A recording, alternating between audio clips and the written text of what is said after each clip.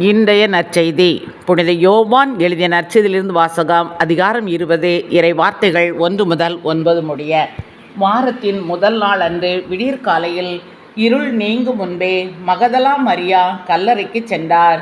கல்லறை வாயிலில் இருந்த கல் அகற்றப்பட்டிருப்பதை கண்டார். எனவே அவர் சீமோன் பேதுருவிடமும் இயேசு தனி அன்பு கொண்டிருந்த மற்ற சீடரிடமும் வந்து, ஆண்டவரை கல்லறையிலிருந்து யாரோ எடுத்து கொண்டு போய்விட்டனர்.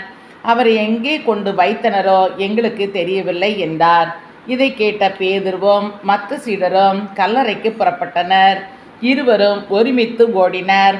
மற்ற சீடர் பேதுருவை விட விரைவாக ஓடி முதலில் கல்லறையை அடைந்தார்.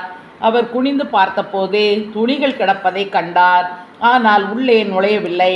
அவருக்கு பின்னாலேயே சீமோன் பேதுருவும் வந்தார். நேரே அவர் கல்லறைக்குள் நுழைந்தார். அங்கு துணிகளையும் இயேசுவின் தலையை மூடியிருந்த துண்டையும் கண்டார்.